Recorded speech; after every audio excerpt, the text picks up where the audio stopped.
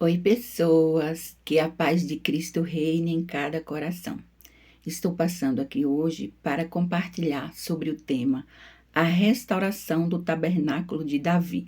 Deus ministrou ao meu coração esse tema e que eu deveria compartilhar dentro desse tema. Então, estou aqui para obedecer ao meu Deus.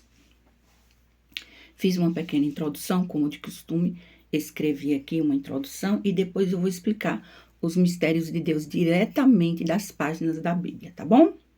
A introdução eu fiz assim: a restauração do tabernáculo de Davi. Deus está nos chamando para sermos conquistadores, a restaurar o período de louvor, jejum, adoração e de conquista, como foi na época de Davi. Nós somos essa geração de Davi. O Davi que matou Golias era um homem segundo o coração de Deus, mas ele falhou. Sabemos que Davi pecou.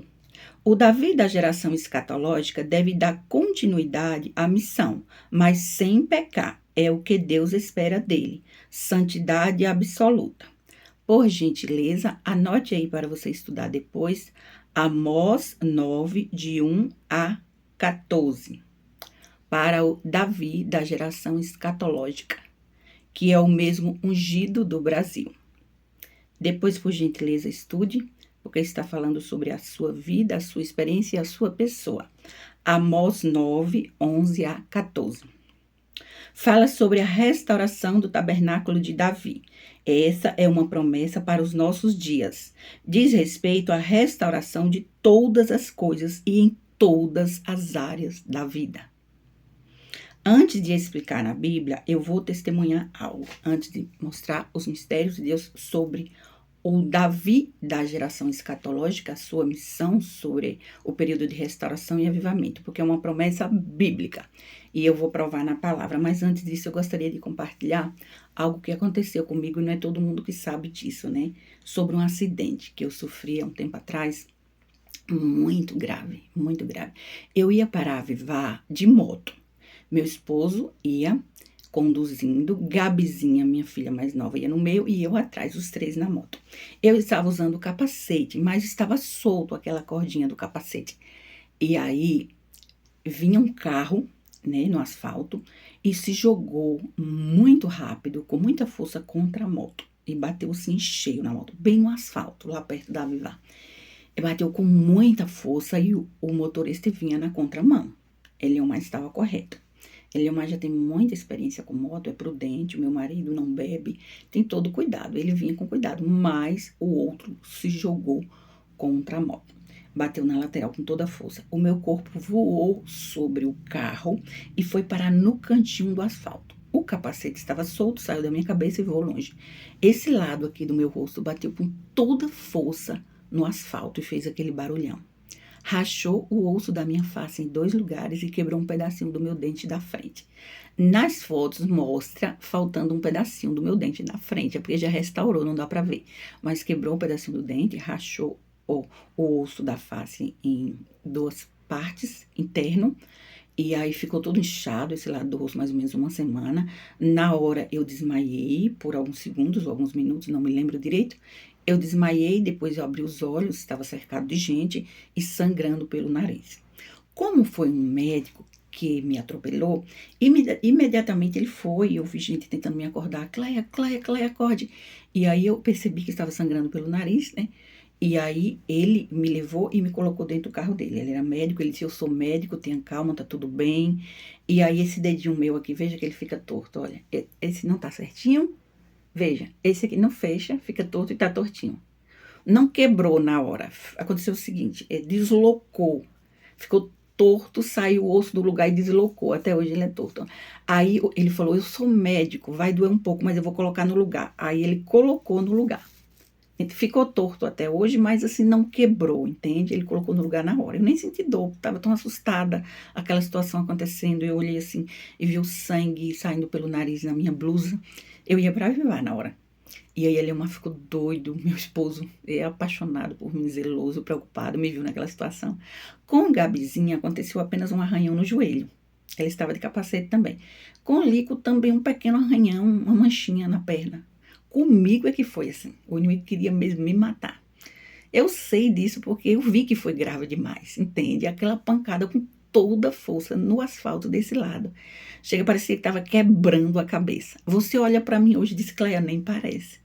Nem parece, com uma semana o meu rosto já estava desse jeito que está hoje, né? E um pedacinho do dente da frente é apenas estética, o dentista restaurou o dente da frente. Então, assim, eu quero mostrar com isso o livramento do Senhor. E eu estava no hospital, que o mesmo médico que me atropelou me levou imediatamente, me deu medicamentos, deu a maior assistência, ficou muito preocupado. Ele sabe que ele vinha na contramão, né? Ficou preocupado e ele demonstrou toda a atenção. Eu vi ele falar no hospital, eu estava na hora lá. E ele falar, alguém me falou, Cleia, é doutor fulano de tal, médico que te atropelou, ele é espírita, alguém me disse. E eu ouvi ele falando no hospital para outras pessoas na hora que eu estava lá, esperando ser atendida. Ele falando assim, eu nunca vou para casa ali, por aquela rua, nunca. Mas uma voz dizia dentro de mim, vai por ali, vai por ali. Como eu estava com muita pressa, eu fui por ali. Ele estava desabafando, contando para outras pessoas que uma voz disse dentro dele, para ele ir por aquela rua. Veja que o inimigo queria me matar mesmo. Agora, eu não sei se foi legalidade, brecha, eu não sei o que foi. Deus nunca me revelou isso. Agora, assim como na vida de Jó aconteceu também, nem sempre é legalidade, às vezes Deus permite. E às vezes pode ter sido, porque eu não sou perfeita, né? Mas isso aconteceu comigo, foi gravíssimo e Deus deu esse livramento. Um mês depois, nem parecia acidente nenhum, apenas faltando esse pedacinho do dente da frente, que hoje eu já restaurei. Com uma pancada na cabeça no asfalto, meu corpo voou sobre o carro, de tanta força que foi.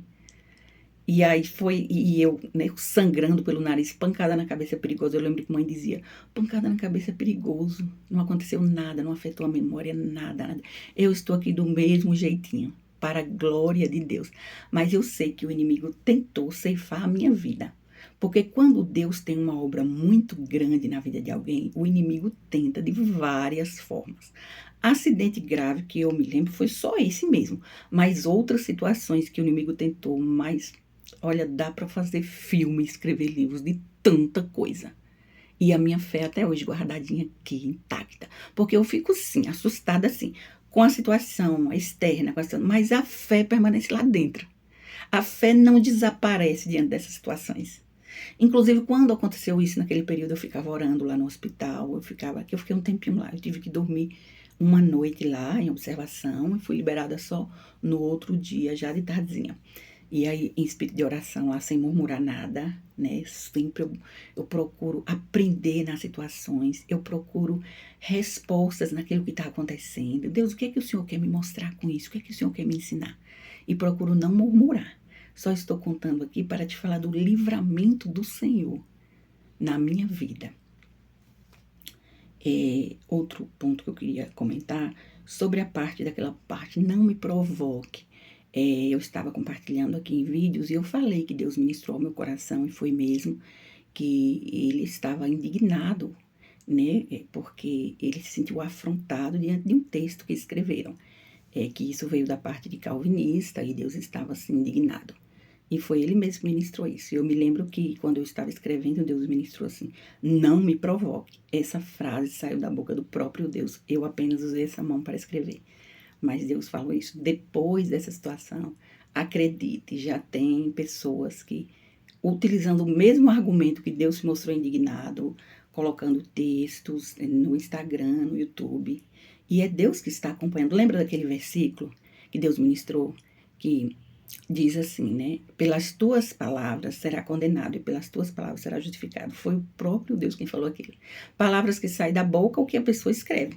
Porque Deus toma afronta para ele mesmo. Olha, eu, Cleia Duan, não tenho nada contra nenhum calvinista, nem calvinista. É o próprio Deus que reprova a ideologia. Você entende? Então, eu evito interagir com calvinistas, não é com raiva de calvinista, não é contra a pessoa, mas eu não aceito a ideologia porque sei como meu Deus enxerga e eu não quero ser influenciada. E eu já ouvi várias palestras, debates de um calvinista e outro que não é calvinista. E quando terminou o debate, o calvinista terminou tão calvinista quanto, não convenceu ninguém de nada. Tem calvinista que é extremamente educado, que discorda com a educação, que não fica aborrecido, mas não muda nada, porque realmente, sabe, a mentalidade já está tão feita na teoria. Por isso que eu aconselho sempre, falo, olha, não fique chateado e nem chateada, porque eu não quis interagir. Eu percebi sua tentativa de tentar interagir comigo, mas só em saber que você é um calvinista assumido, eu sinto muito, mas eu não vou querer. Se você falar, Cleia, eu não ia falar nada sobre o calvinismo.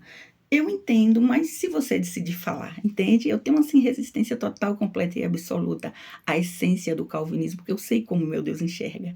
E eu não quero ser influenciada porque eu acredito no poder de influência das pessoas. Não chega a lugar nenhum. Então, qual seria a decisão correta? Faça oração, jejum e busque resposta diretamente dentro da Bíblia, da palavra de Deus. Evite ler tantos livros de autores calvinistas. Você, se faz tanto tempo assim que você só alimenta a tua mente com a ideologia calvinista, fica difícil. Mesmo te provando, hoje eu vou explicar os mistérios de Deus aqui nas páginas da Bíblia. É impossível uma pessoa saber o que eu vou te explicar se não for por meio de revelação divina. Preste atenção até o final que eu vou te explicar e você vai ver. Para ver que de fato e de verdade é Deus que reprova. Ele está indignado contra isso, indignado. Sim, outro assunto aqui. Eu estava, passando ali na sala e vi no braço do sofá um boletim dominical. Veja o boletim dominical que diz respeito à parte de ferro dos pés da estátua. Diz respeito à parte de ferro dos pés da estátua. Alguém deu para o meu esposo e meu esposo deixou aqui no braço do sofá. Aí eu estava observando. Diz respeito à parte de ferro dos pés da estátua. Eu achei interessante o desenho desse livro aqui. Eu não conheço, mas tem um livro e está escrito assim: O único Deus verdadeiro. Se o autor é um calvinista, e eu acredito que é, pode ter certeza que esse Deus aqui que está falando é Baal, porque o Deus do calvinismo é Baal. Deus me revelou isso. Então, eu não sei, eu só peguei o boletim. Aí eu fiz questão de, olha a data aqui, 11 de junho de 2023, 11 de junho de 2003. Eu fotografei aqui algumas páginas e vou colocar no finalzinho desse vídeo, porque eu espero que o ungido do Brasil venha analisar com atenção, só para saber o que é que está acontecendo na parte de ferro dos pés da estátua. Porque a parte de barro, ele já sabe, é o Belo Santo Monte, duas ideologias opostas, representado pelos pés da estátua, a parte de barro e a parte de ferro. Isso diz respeito à parte de ferro dos pés da estátua, ok? Aí eu tirei a foto e vou deixar no finalzinho aqui para que o ungido do Brasil leia depois e venha refletir sobre isso. Agora vamos à parte principal, que eu vou explicar os mistérios de Deus na Bíblia, porque o tema que Deus ministrou para falar foi sobre isso, a restauração do tabernáculo de Davi. E eu vou te provar na Bíblia, que a Bíblia deixa claro quem é o ungido do Brasil, da geração escatológica. E mais ou menos o que vai acontecer.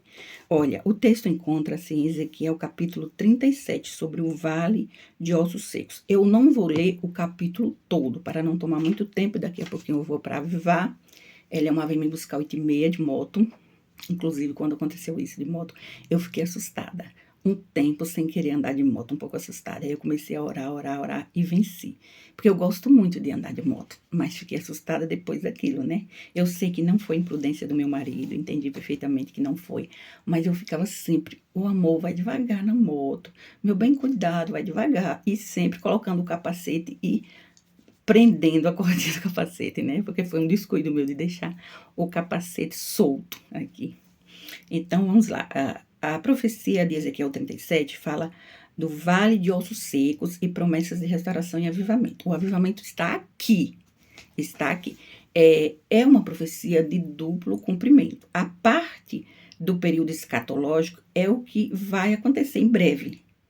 Então, por isso eu vou ler apenas alguns versículos e explicar o significado dos mistérios de Deus que Deus me revela na Bíblia, tá bom?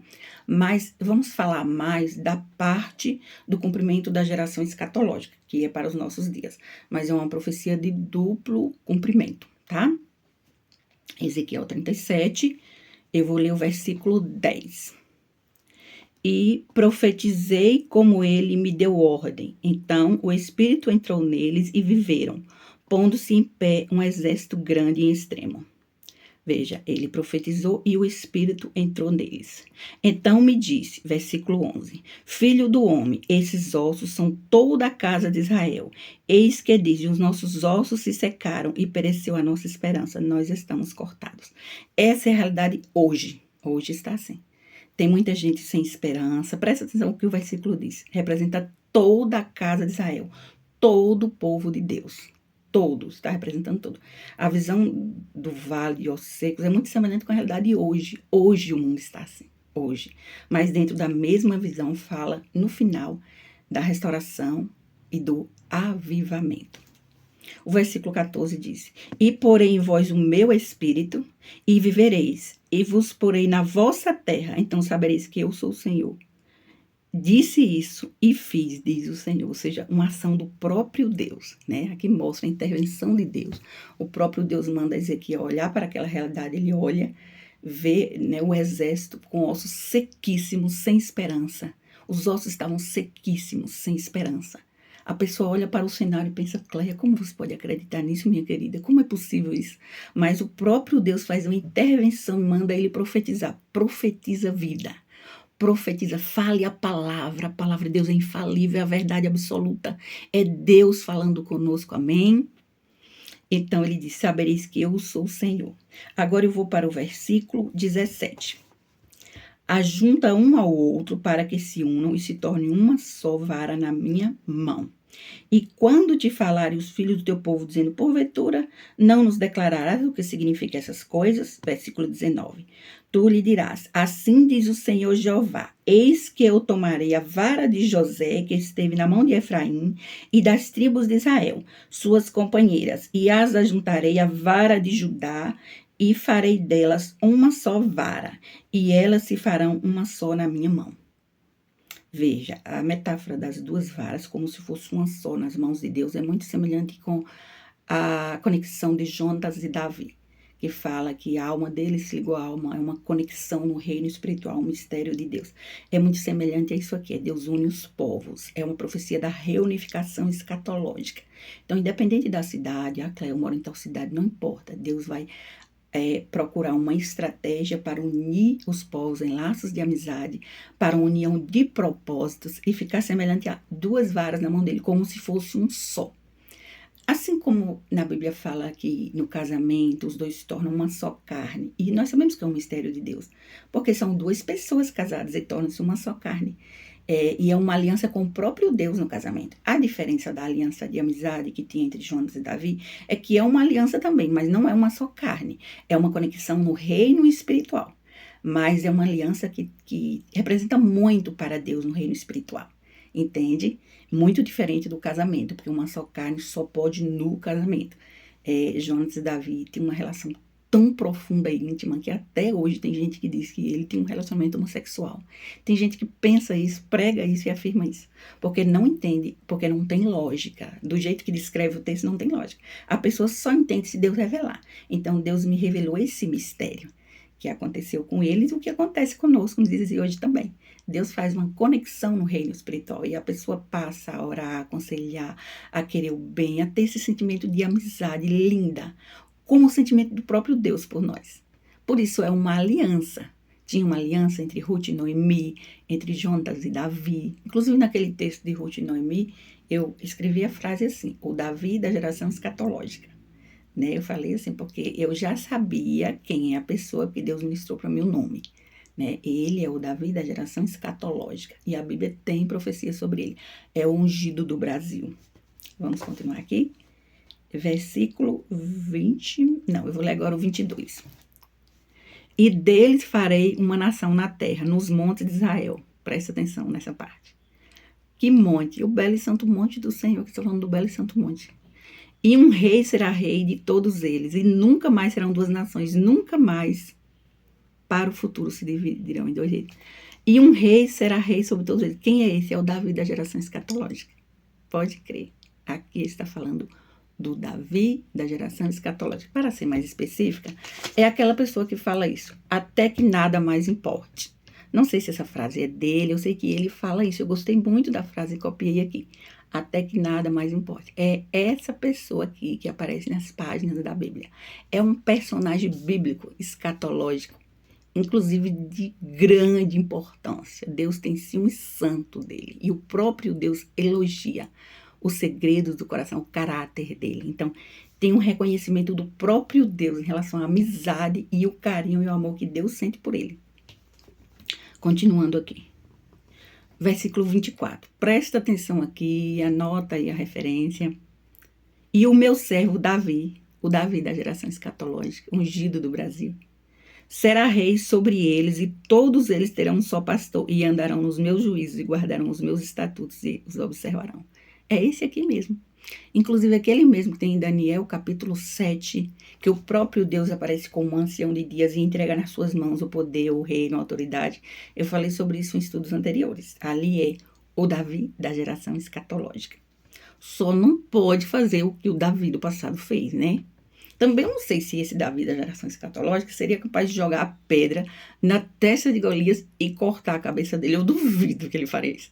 É capaz de preparar um bolo de chocolate e lá dar a Golias. Golias, tu quer um bolo? Golias ia cortar a cabeça dele. Eu não sei se ele faria isso, porque parece bem diferente nesse sentido. Mas o Davi lá do Antigo Testamento, né, era bem corajoso, enfrentava as guerras, as espadas e tudo mais. Hoje em dia é tudo diferente. Não estou dizendo que esse não tem coragem para isso. Eu estou falando assim, não deixa transparecer que seria capaz de jogar testa na cabeça de ninguém, esse Davi da geração escatológica. Versículo 25. E habitarão na terra que dei ao meu servo Jacó, em que habitavam vossos pais. Habitarão nela, e eles e seus filhos, e os filhos dos filhos, para sempre. E Davi, meu servo, será seu príncipe eternamente.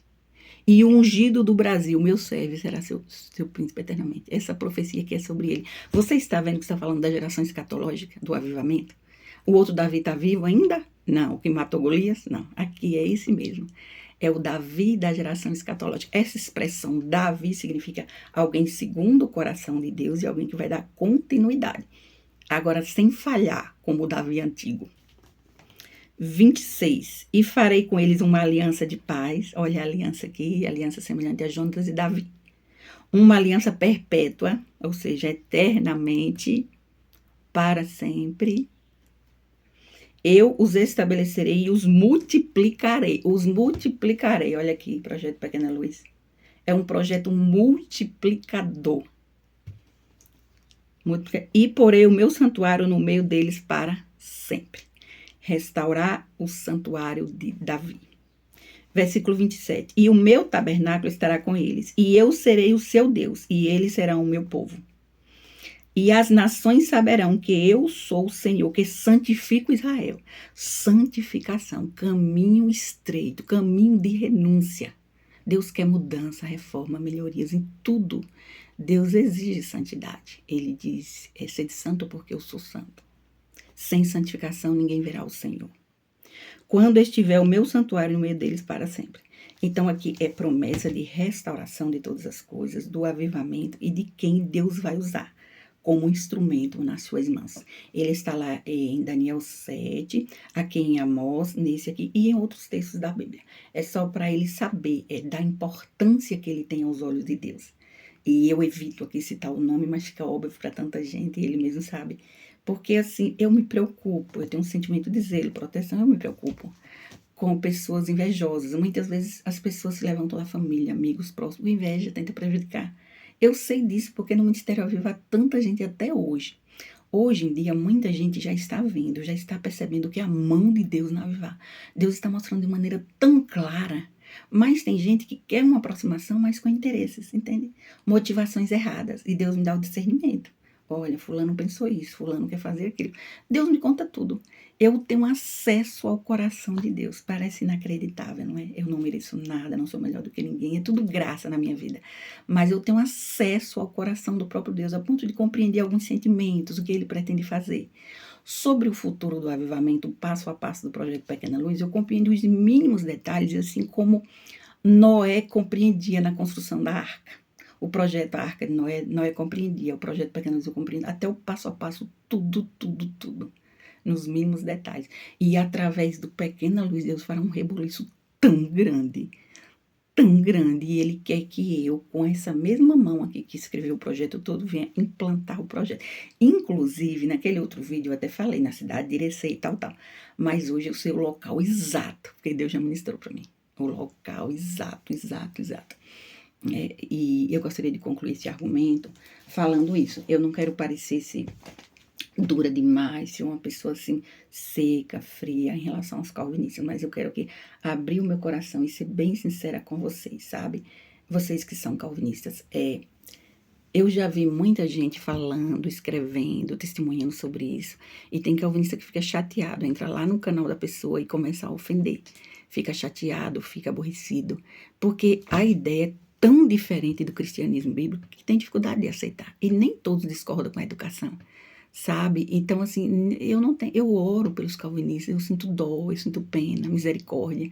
Mas não quero discutir porque não chega a lugar nenhum. Como amiga, como conselheira, eu aconselho a você orar, jejuar e ler diretamente na Bíblia, e busca a resposta em Deus, porque Deus já ministrou ao meu coração e já disse que tem calvinista que está sensibilizado e já está revendo os seus conceitos. Deus ministrou isso para mim.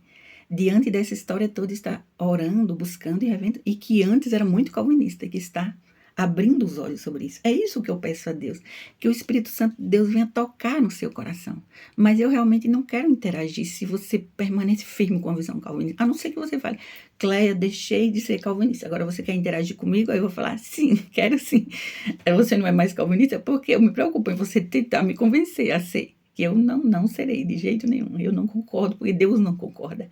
Foi Ele que me falou. Acredite, Deus olha para uma igreja calvinista e enxerga uma empresa como muito normal, como tem lá em Apocalipse 17, 18. Ou seja, ele vê como satanismo disfarçado, de tão perigoso que é. E o importante é como Deus vê, é a ótica de Deus. E Deus enxerga através da menina dos seus olhos. Você vê através da pupila dos seus olhos, não é assim? Deus enxerga através da menina dos seus olhos. É por isso que Moisés, que era a menina dos olhos de Deus, via a essência de Deus, entendia Deus. É por isso que menina dos olhos de Deus, da geração escatológica, tem uma compreensão acima, além, consegue compreender mais, porque Deus está enxergando por meio da menina dos seus olhos. Entende? Portanto, eu amo as pessoas, independente da religião, da crença. Eu amo as pessoas. O que eu discordo é de ideologia, que Deus também discorda. Tá bom? Que Deus abençoe muito. Eu vou continuar orando sempre por vocês. E para o ungido do Brasil, né? Eu gostei muito dessa frase que diz, até que nada mais importe. E gostaria de concluir meu argumento dizendo assim, eu estou impressionada com a sua sabedoria. Agora vai ficar todo cheio. Deus abençoe, gente. Deus abençoe vocês em Cristo Jesus.